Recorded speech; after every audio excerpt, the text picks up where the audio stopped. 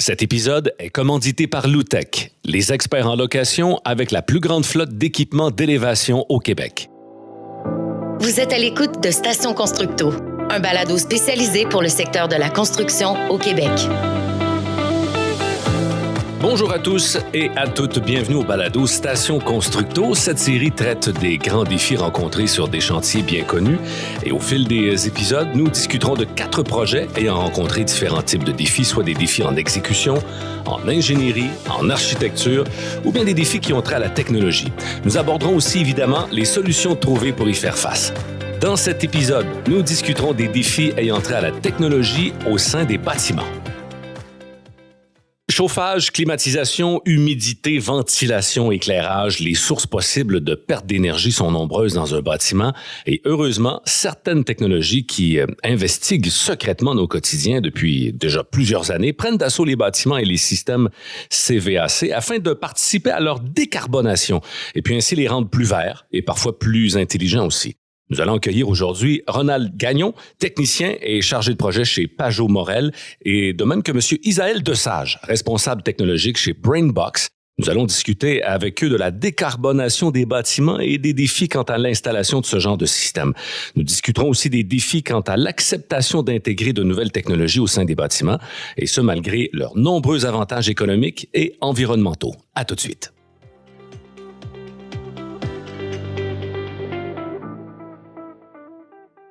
Monsieur Ronald Gagnon, bienvenue et merci d'avoir accepté notre invitation. Bonjour, c'est avec plaisir.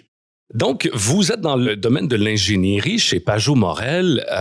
Il est plus facile, lors de la conception de nouveaux bâtiments, d'y intégrer des systèmes CVAC. CVAC, on parle de chauffage, climatisation. Bon, j'en ai parlé durant l'introduction. Une façon éco-énergétique aussi de faire des bâtiments. Ceci étant dit, quels sont les enjeux posés par la décarbonation de l'environnement bâti? On s'entend que les objectifs communs mondiaux sont de se diriger vers ce qu'on appelle le net zéro 2030. Donc, normalement, tous les bâtiments qu'on produit à partir de 2030 devraient déjà être zéro carbone sur le site. Mm-hmm. Le monde trouve que le 2030, c'est une date abstraite. On va ramener ça à un nouveau paradigme aujourd'hui. C'est dans 84 mois. Ça change la façon de voir la chose. En effet. Bon, donc dans le nouveau bâtiment, faire du net zéro en carbon zero, c'est relativement simple. C'est pas du rocket science, ça se fait très bien. La problématique, c'est qu'effectivement, l'essentiel de notre patrimoine bâti, porte son nom, il est bâti. Ouais. C'est bâti, comment on vient intégrer ça? Comment on vient s'assurer que notre cycle carbone s'améliore et comment on va venir faire de la réduction de nos apports énergétiques? Il faut se rappeler que le patrimoine bâti considère déjà presque 40% de l'énergie consommée au Québec. Ah oui? C'est majeur. C'est beaucoup. C'est majeur. De cette portion-là, il y a aussi une portion assez intéressante qui s'appelle le carbone intrinsèque. Donc, c'est des énergies qui ont servi pour faire les matériaux qu'on a utilisés. Okay. Parce que le carbone, c'est le carbone qu'on consomme sur place. Donc, les combustibles fossiles, peu importe ce qu'on va utiliser pour l'opération du bâtiment. Mm-hmm. Mais tout ce qui a servi à construire ce bâtiment-là, le carbone qui a permis à faire le béton, le carbone qui a permis à faire l'acier. Quand on s'en vient dans un net zéro carbone, il faut tenir en compte ce qu'on va appeler les carbones intrinsèques. Ah ouais. Donc, on va aller chercher tout ce qui sert à construire et là, on va regarder ça dans un apport plus grand, donc ce qu'on va appeler une analyse de cycle de vie. Okay. L'analyse de cycle de vie nous permet de voir comment on va utiliser un matériau, le choisir, l'opérer, le récupérer en fin de vie et le ramener à une nouvelle vie. Le cycle doit être complet. Ah ouais. Il y a une quinzaine d'années, on parlait de ce qu'on appelle « from cradle to grave », donc du berceau à la tombe. C'est cute, mais il manquait un paradigme, il fallait le ramener à la vie. Ah ouais. Et donc, toute cette émergence-là vers la notion de carbone au lieu de juste efficacité énergétique, c'est de prendre en compte tous les impacts que ça va amener. Oui. Quels sont les défis à relever, puis les solutions aussi à préconiser, tant passives qu'électromécaniques dans ce domaine-là? Tout le monde a déjà vu son bac de recyclage à la maison avec les fameux 3R. Ouais. Bon, c'est aussi bête que ça. Là, je vais vous ramener peut-être au cégep ceux qui ont eu la chance de prendre un cours de psycho. La pyramide de Maslow. Oui. La pyramide de Maslow, les besoins de base ne peuvent pas être oblitérés. Donc, il faut répondre aux besoins de base avant de passer à l'échelon supérieur. Mm-hmm. Okay? Même chose en efficacité énergétique et en décarbonation. La base, c'est la réduction. Donc, s'assurer qu'on a construit une bonne enveloppe ou si on fait un travail dans l'existant, rénover l'enveloppe au départ. Donc, la qualité des verres, la qualité de la fenestration, la qualité des murs, la réduction. Est-ce qu'on a besoin de cette grandeur-là? Est-ce qu'on a besoin de cette fonction-là?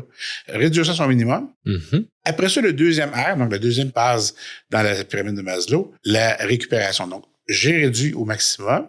Là, je vais l'exploiter de façon à consommer le moins possible. Donc, les intrants que je vais faire, je vais aller récupérer l'énergie dans l'eau chaude domestique, dans l'air vicié que je vais évacuer, dans mes égouts, à la rigueur, dans mon eau potable.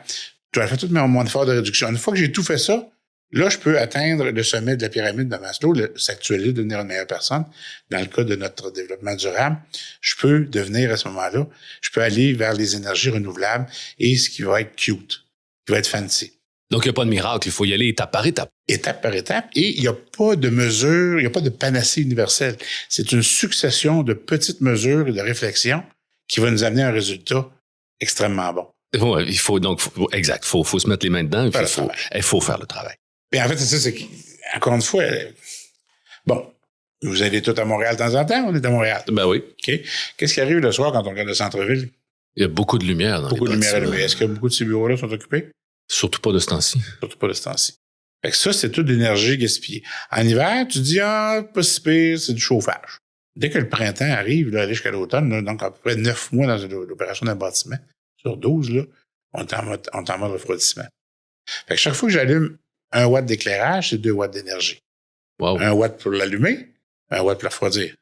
Fait que c'est du double dipping. Fait que si on regarde le paysage de Montréal quand on arrive, puis on voit toutes ces lumières-là qui sont allumées, bon, mais si j'ai 100 000 watts d'allumés, ben, j'ai 200 000 watts de consommation instantanée. Qui sert à qui? À personne. Mm-hmm. L'enveloppe du bâtiment est-elle importante, elle aussi, pour la décarbonation des bâtiments, l'enveloppe en tant que telle? Puis pourquoi? Elle est fondamentale. C'est la base. La réduction commence par la qualité de l'enveloppe. Je devrais pas dire ça, c'est pas bon pour nous en génie, mais je suis prêt à sacrifier des honoraires et des budgets en ingénierie pour que l'enveloppe soit meilleure. Meilleure sera l'enveloppe, moins on devra intervenir en électromécanique pour compenser. On va faire un peu d'histoire. Depuis 200 à 300 ans, depuis qu'on a découvert la puissance, donc avec l'événement de la vapeur et suite à ça l'électricité, tout ce qu'on faisait avec génie avant, on le fait maintenant avec puissance. Mm-hmm. On est devenu paresseux dans les dernières 100, 150, 200 ans parce que tout ce qu'on ne peut pas faire facilement, on le faisait en ajoutant de la puissance.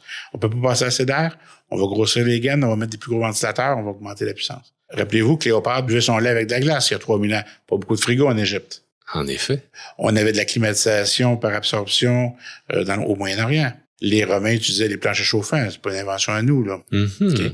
Donc, tout ce qu'on a arrêté de faire avec génie, on l'a fait avec paresse. L'énergie nous a amené de la paresse. Grâce à l'énergie, c'est ce que j'allais dire. Grâce à l'énergie. Aujourd'hui, il faut essayer de repenser un petit peu plus, faire une petite rétroaction, puis aller voir qu'est-ce qu'on faisait bien avant. C'est une bonne discussion. Et quelle est la place de l'intelligence artificielle dans la décarbonation des bâtiments? Bon, l'intelligence artificielle a sa place comme dans tous les autres domaines.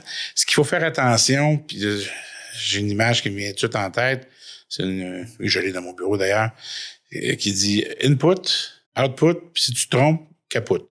Okay? Donc, c'est un processus. Si les données qui sont insérées à la base sont biaisées, le résultat sera nécessairement biaisé. Mm-hmm. Ce qu'il faut faire attention, c'est que l'intelligence artificielle devient tellement pertinente aujourd'hui et tellement crédible que le commun des mortels ne peut plus faire la différence entre est-ce que c'est une réflexion que j'ai eue ou c'est un résultat d'un processus intelligent, d'un processus intelligent artificiel. Ouais. Faut savoir d'où viennent nos sources.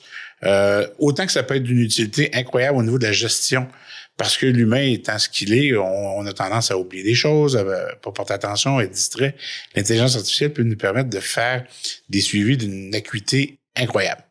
Par contre, si on la laisse dériver, ça peut être une source de désinformation ou de mésinformation particulièrement dangereuse. Mm-hmm. Il faut faire attention il faut pas être contre l'intelligence artificielle. Mm-hmm. Il faut juste savoir que la notion, c'est artificielle. Ouais. Et s'en servir à bon escient. Et s'en servir à bon escient, c'est un outil. L'outil ne devrait pas nous guider, on devrait guider l'outil. Voilà. Donc, dans l'avenir, ce genre de technologie-là, ça va s'imposer dans les bâtiments. Ça s'impose déjà. De plus en plus de ce qu'on appelle en anglais des Internet of Things et le Big Data. La majorité des équipements s'en viennent de plus en plus intelligents en soi. Donc, on ne les relie plus électromécaniquement, on les laisse dialoguer. Donc, on a une multitude de réseaux dans les bâtiments maintenant qui font que les équipements parlent entre eux. Ouais. Ils parlent des fois sans nous. Oui. C'est ça. Il faut s'assurer que tout ça, il y a une certaine convergence puis qu'on garde les deux mains sur le volant. Ouais. Donc, au niveau du bâtiment, l'intelligence artificielle va venir rendre service quand même à tout ce qu'on a pensé au préalable. Et ça peut améliorer le processus aussi. Ça va améliorer et ça doit améliorer, sinon il n'y a pas de valeur ajoutée. Plus on va avoir de qualité de la supervision et de l'opération, parce que souvent, les bâtiments, même si on construit des excellents bâtiments, souvent dans le temps, on perd de leur performance parce que le suivi n'est pas fait. Mm-hmm. Parce que personne n'a le temps, tout le monde est bousculé dans les horaires. Donc, les tâches les moins gratifiantes et les moins visibles sont souvent négligées. Ouais. L'intelligence artificielle, elle va faire ces tâches-là de façon répétitive et suivie. Fait que ça, c'est tous des éléments qui vont nous amener pour aller faire une meilleure opération, une meilleure connaissance de nos bâtiments. Pas que l'opération aussi, la prédictibilité. Donc, qu'est-ce qui s'en vient? Comment mes équipements s'usent? Comment ils se dégradent? Ah oui. Je vais même penser il va peut-être mettre à jour mon plan d'entretien, mon plan d'investissement. C'est vrai. Fait que quand je dis qu'on parle des petits gestes. Donc, l'intelligence artificielle, on a déjà commencé à superviser de l'occupation du bâtiment. J'ai personne. Je vais le fermer, le foutu lumière. Ben voilà. OK? Pourquoi est-ce que j'en ai besoin? On est rendu que dans les bureaux, bon, ici, on a des interrupteurs. OK? On est devenu intelligent il y a une couple d'années. On a dit, on va mettre des détecteurs de mouvement. Mm-hmm. Parfait. Là, dès que la pièce s'allume, on repénètre dans la pièce, la lumière s'allume. Ouais. Ce qu'on a besoin. Si on était, les stores étaient ouverts, puis on avait beaucoup de lumière naturelle qui rentrait dans la pièce, est-ce qu'on aurait besoin d'allumer la lumière? Non. Fait que là, à ce moment-là, ce qu'on fait, c'est qu'on installe des détecteurs plus intelligents qui vont nous permettre de fermer la lumière quand on n'y est plus, mais qui vont faire que si on veut de la lumière, il va falloir faire un geste conscient et aller l'allumer. Mm-hmm. Fait que c'est un geste conscient. Qui va requérir, est-ce qu'une analyse dit, est-ce que j'en ai besoin? Ouais. On va utiliser M. McSwain. Oui. Est-ce que j'en ai vraiment besoin? Si j'en ai pas besoin, je me lèverai pas, je vais continuer à travailler parce que la lumière naturelle baigne, ce qui est meilleur pour moi en ce qu'on appelle la biomimétique. Donc, l'humain veut toujours être dehors. Ah oui. Pas quand il fait moins 30, là. Mais ceci étant dit, on aime ça être dehors. Donc, on essaie toujours tranquillement de faire migrer nos bâtiments vers ce qu'on appelle la biomimétique. L'imitation de l'extérieur. Ça va ramener le plus proche du milieu naturel. Donc, si je suis baigné de lumière naturelle, puis elle ne me nuit pas, pourquoi j'irais allumer des foutues lampes électriques? Fait que l'intelligence artificielle nous permet de faire ça. On va superviser le niveau de la lumière, on va regarder les stars. On peut activer les stars. Après ça, on va déterminer si on allume ou pas une lumière, ou des lumières, ou on les tamise, ou qu'est-ce qu'on fait avec. L'intelligence artificielle, dans le quotidien, va nous permettre de faire tout ça. On regarde même dans la gestion des ascenseurs aujourd'hui. On utilise des séquences d'intelligence artificielle pour optimiser le mouvement de l'ascenseur. Ah ouais. On prédit que le matin, j'ai besoin d'en garder plus autour de ce bout-là. Le midi, je vais commencer à les garder un peu plus haut, ces étages. Je vais en garder juste une en bas, je vais en amener 3 ou 4 en haut. Parce que mes appels vont venir pour du monde qui veut aller dîner. Non pas qu'ils veulent revenir au bureau. Ben oui. Fait que je commence à positionner mes cabines. C'est un exemple concret de l'intelligence artificielle. Exact. On optimise, on regarde dans des entrepôts. Les entrepôts, avant ça, tout le monde mettait, la palette A va à l'emplacement A, la B va au B. Et aujourd'hui, on va appeler ce qu'on appelle la théorie du chaos. OK? Ou en anglais, un fuzzy logic. OK. C'est-à-dire que il y a tout un algorithme qui s'installe, qui va regarder, le lundi, cette palette-là sort 2 fois plus souvent. Fait que je vais la laisser plus proche quand je vais la ressortir, je vais y remettre un nouvel emplacement. Ouais. Lui, ça va aller au vendredi, habituellement, quand le monde commande ça. Je vais la replacer plus loin, puis parce que j'y reviendrai pas souvent. On s'amuse à permuter les choses comme ça, avec des algorithmes, parce qu'on maintenant, on a de l'information. Mm-hmm. L'humain est pas capable de traiter toute cette information-là, de là, nos outils d'intelligence artificielle. Mais, encore une fois, c'est l'outil. L'outil n'est pas le maître. Voilà. Restons maîtres de nos outils. Oui, bonne idée, ça. Monsieur Ronald Gagnon, merci beaucoup. C'est tout le temps qu'on a et à très bientôt. Au plaisir. Merci. En deuxième portion de Balado, nous accueillons Isaël Desage, responsable technologique chez BrainBox.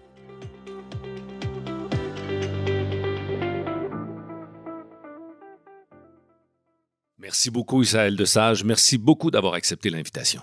Merci beaucoup, François. C'est un plaisir d'être ici. Écoute, je pense avoir une belle discussion.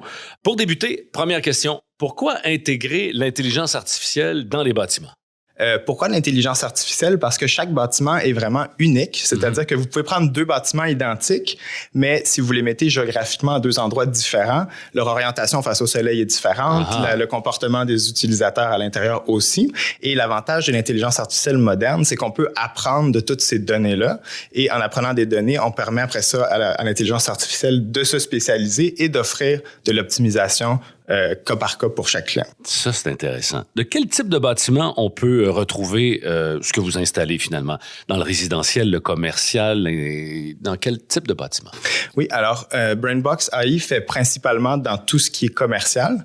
Une des raisons que je viens de vous mentionner, donc, c'est l'accès centralisé aux données. Ouais. Et dernièrement, on a fait une grande poussée dans tout ce qui est commerce au détail. Pourquoi commerce au détail? Parce que ce sont souvent des bâtiments où il n'y a pas d'équipe ou d'employés spécialisés dans les CVAC pour s'occuper à temps plein. Ouais. Et ça permet donc aux propriétaires de ce genre de commerce d'avoir beaucoup d'impact sur notre installation et d'avoir des bons revenus en termes d'économie d'énergie. Ah ben oui. Et pour avoir d'autres objectifs, surtout par rapport à la transition énergétique.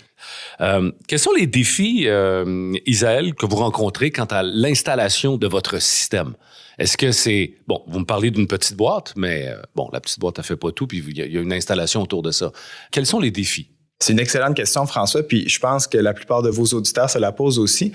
Vous savez, on est à l'interstice de beaucoup de domaines avec cette technologie-là. Je pense à l'intelligence artificielle de pointe, je pense au génie mécanique, je pense aux spécialisations techniques de différents systèmes de CVAC. On parle aussi de logiciels, de cloud. Donc, un des plus gros défis qu'on a, c'est l'éducation, parce que beaucoup de gens sont très partants, mais ils ont beaucoup de questions, ils savent pas exactement comment ça se passe.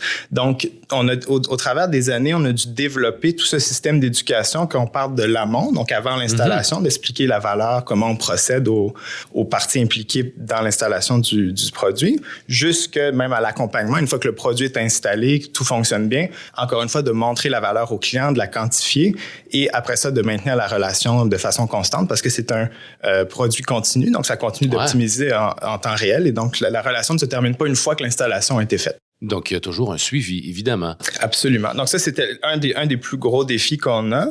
Je vous dirais, l'autre qu'on a rencontré historiquement, c'est qu'il y a beaucoup de diversité d'équipements et de protocoles CVC. Ouais. Donc, quand on a commencé en 2019, et ça fait déjà quelques années, vous arrivez, puis vous avez un nouveau type d'équipement, un nouveau protocole, donc il faut adapter la technologie. Et donc, c'est quelque chose qu'au fil des années, on a été capable d'étendre et d'augmenter notre compatibilité jusqu'au niveau aujourd'hui où on est compatible avec la majorité des équipements qu'on trouve sur le marché. D'accord. L'emploi de l'intelligence artificielle dans les bâtiments, c'est beaucoup plus que de simplement changer la température selon les conditions météorologiques, n'est-ce pas? Oui. Donc, l'idée, c'est que dès qu'il y a des capteurs, on peut les ingérer. Mm-hmm. Donc, que ce soit des données, vous avez mentionné la qualité de l'air, l'humidité, le CO2. On va aussi aller chercher des sources de données comme la température extérieure, l'humidité extérieure. Des fois, on a même la présence ou non de certains occupants. Donc, ce sont toutes des données qu'on va collecter à très haute fréquence. Des fois, on parle même à la minute. Ah oui. Et que l'intelligence artificielle va utiliser pour ses apprentissages et qu'elle va considérer dans son optimisation. Donc, c'est vraiment ça l'avantage de cette technologie-là et de l'intelligence artificielle. Mais il y a un grand côté programmation à ça. Donc, l'AI, tout le truc informatique, en quoi ça consiste? Comment c'est possible? Dans la programmation de votre bête intelligente. Oui, ben alors, vous avez raison. Puis, donc, c'est important de discerner l'aspect intelligence artificielle. Ouais. Donc, l'intelligence artificielle, c'est vraiment une technologie très moderne, l'idée d'apprendre à partir de données. Et vous avez raison, il y a tout l'aspect programmation, il y a l'aspect cloud, parce qu'on veut communiquer à distance souvent avec les équipements de nos clients. Donc, dans les défis de programmation principaux qu'on rencontre, évidemment, c'est la sécurité. Mm-hmm. On sait que les ingénieurs, quand ils signent sur un projet, ils doivent testifier de la sécurité et des occupants et de l'équipement et des ressources qu'on utilise.